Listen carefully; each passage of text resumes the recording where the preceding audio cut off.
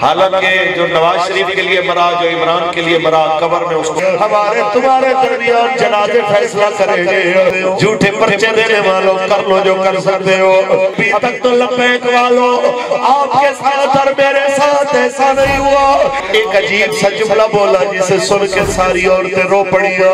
آپ نے کہا نوائے انسان NI نیوز کی ویڈیوز دیکھنے کے لیے ہمارا چینل نوائے انسان سبسکرائب کیجئے اور بیل آئیکن پر کلک کیجئے تاکہ ہر نئی ویڈیو سے آپ باخبر رہ سکیں۔ تو یہ کس طرح کا ہمارے وزیر اعظم صاحب جناب ہمیں کہتے ہیں کہ اسلام بھی بیان کرو اور یہ بھی کہتے ہیں جناب کہ کافر ناراض بھی نہ ہو، اور پردے میں بیٹھی ہوئی ماؤں بہنوں بیٹیوں کو ایک دو باتیں عرض کرتا جاؤں تقریر ختم کرنے سے پہلے کہ میری بیٹیوں، میری ماؤں، میری بہنوں، ہم آپ کے بیٹوں کو حضور کے دین کے لیے دعوت دینے کے لیے آئے اور پورے پاکستان میں دعوت دیتے ہیں، تو کسی ماں کے دل میں یہ خیال نہ آئے کہ یہ جی میرا بچہ جائے گا تو ظاہر ہے پرچہ ہو جائے گا۔ پرچے تو انہوں نے بھی کروا لیے جو نواز شریف کے نعرے لگاتے جا رہے تھے، جو عمران کے نعرے لگاتے جا رہے تھے، بلکہ یہ ابھی ڈس کا الیکشن میں آپ نے دیکھا کہ دونوں پارٹیوں کی طرف سے کئی لوگ زخمی بھی ہوئے، ایک دو بندے اور جان کی بازی بھی ہار گئے۔ یہ ساری چیزیں تو کسی نے یہ نہیں کہا کہ یہ کیا ہوا، حالانکہ جو نواز شریف کے لیے مرا، جو عمران کے لیے مرا، قبر میں اس کو کوئی اجر ہے، لیکن جو رسول اللہ کے لیے زیادہ دور کیوں جاتے ہیں؟ بہت صدیاں نہیں، 91 برس کو چھڑسا پہلے کی بات ہے۔ یہ لاہور کے جناب اعلیٰ میاں صاحب قبرستان میں لیٹنے والا ترخانوں کا علم الدین، جس کی ماں نے آخری ملاقات کے وقت اپنے بیٹے کو دیکھا تو رو پڑی۔ بیٹا کہتا ہے میری ماں کس لیے روئی؟ کہا میرے بچے تو ہے جوانی میں جا رہا ہے، کہا ماں تجھے تو شکریہ ادا کرنا چاہیے میرا، اور تجھے سب سے پہلے اللہ رسول کا شکر ادا کرنا چاہیے کہ اسے تیرے بیٹے کو موت کیسے منتخب کی کہ یہ ناموس سے رسالت کے لیے جا رہا ہے۔ لوگوں کو گاڑیوں کے نیچے بھی آ کے مر جاتے ہیں، لوگ کو دل کے دورے اور بخاروں سے بھی مر جاتے ہیں۔ ماں کیا یہ اچھا نہیں ہے کہ تیرا بیٹا رسول اللہ کے نام پہ جا رہا ہے؟ اور آج صدیاں بیت گئی ہیں، چاہیے میانی صاحب کبھی چکر لگے، بڑے بڑے پیارا ریٹ جناب جن کی قبروں کے کتبے بھی نہیں ملیں گے، جن کے قبروں کے نشانوں کا بھی پتہ نہیں ہے، اور آج بھی جا کے دیکھئے ترخانوں کے علم الدین کی قبر پہ منوں کے حساب سے تازہ پھول روزانہ پڑے ہوتے ہیں۔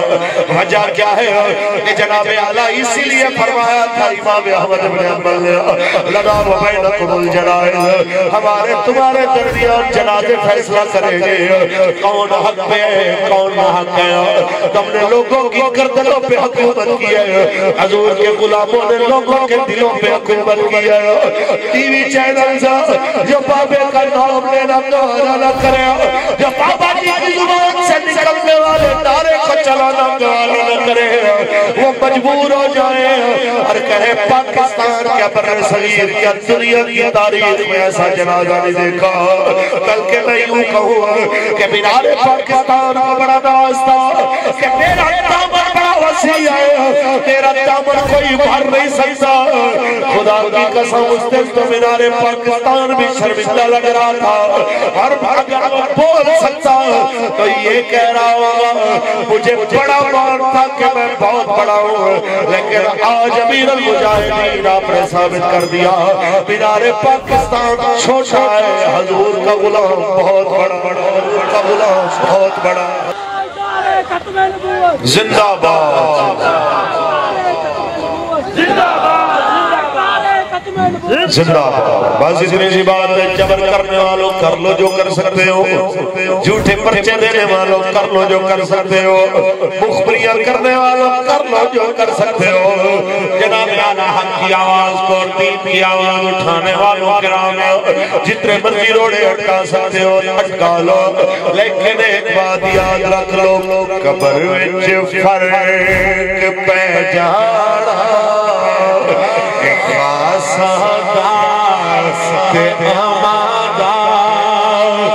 کفن میں لان ہو محمد دے غلام قبر وچ فرق پہچانا خاصا دار تے آمادار کفن میرا نہیں ہونا محمد دے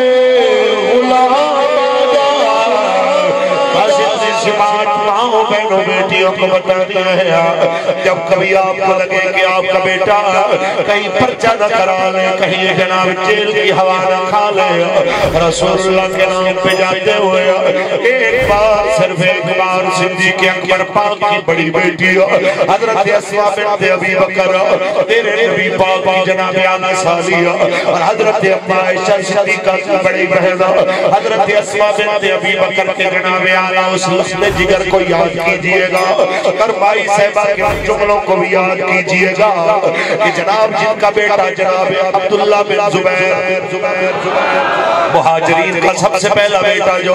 مدینہ میں پیدا ہوا میرے آقا نے لعاب دہن کی گھٹی بھی دی میرے آقا نے جناب اعلیٰ نام بھی رکھا ہے پھر جناب اعلیٰ یہ بڑا ہوا تو ماں نے تربیت کیسی پیاری کی ہے کہ جینا مرنا حضور کے دین کے لیے ہے حتیٰ کہ وقت آیا ماں 100 سال کی ہو گئی ہے اور بیٹا جناب اعلیٰ بیٹا 73 سال کا ہو گیا سفید داڑھی ہو گئی لیکن دلیر اتنا ہے کہ 2 ہاتھوں میں تلواریں لے کے لڑتا ہے بغیر جناب اعلیٰ کسی ڈھال کے لڑتا ہے اور جب امام علی مقام کی شہادت ہوتی ہے تو یزید کے خلاف یہ جناب اعلیٰ آپ اعلان کرتے ہیں اس کے مد مقابل متوازی خلافت کا اعلان کرتے ہیں اور جناب پھر 6 ماہ تک مکے کا محاصرہ ہو جاتا ہے یہاں ذرا غور کیجئے گا 6 مہینے میں بڑے بڑے قریبی رشتہ دار بھی چھوڑ کے چلے گئے آپ کے ساتھ 4 بندے رہ گئے ایک بوڑھی اماں رہ گئی ایک خود رہ گئے تو پھر اوفر دیا کہ حجاج نے کہا کہ میں تجھ جیسے بہادر کو اپنے ہاتھوں سے مارنا نہیں چاہتا میں تیرے جیسے بہادروں کی قدر کرتا ہوں یزید کے ساتھ مل جا اس کی بیعت کر لے اس کو اپنا لیڈر مان لے تو میں جناب اعلیٰ یوں کروں گا میں تمہیں اس علاقے کی جناب گورنری لے دوں گا لیکن مہربانی فرما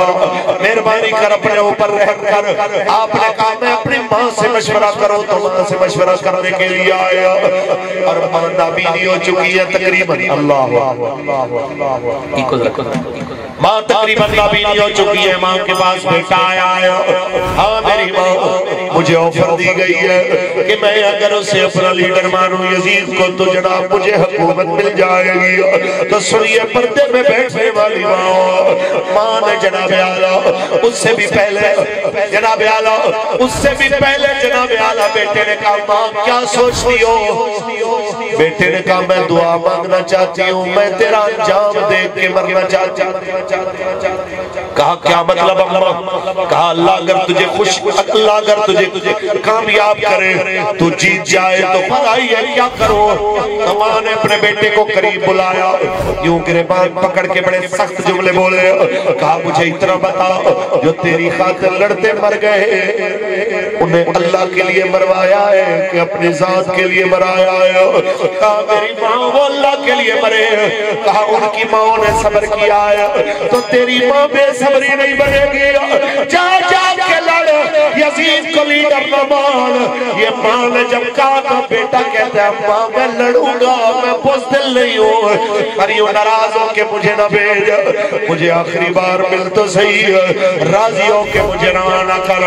تو ماں نے بیٹے کو جناب سینے سے لگایا بیٹے کیسے بازوؤں کو پکڑا تو کپڑوں کے اندر لوہا محسوس ہوا بیٹا یہ کیا ہے کہا ماں میں نے سرا پہنی ہوئی ہے اس لیے یہ لاشوں پہ گھوڑے دوڑاتے ہیں اس لیے یہ لاشوں کے ٹکڑے کرتے ہیں میں اس لیے سرا پہن چکا ہوں کہیں میری لاش کے ٹکڑے نہ ہو جائیں۔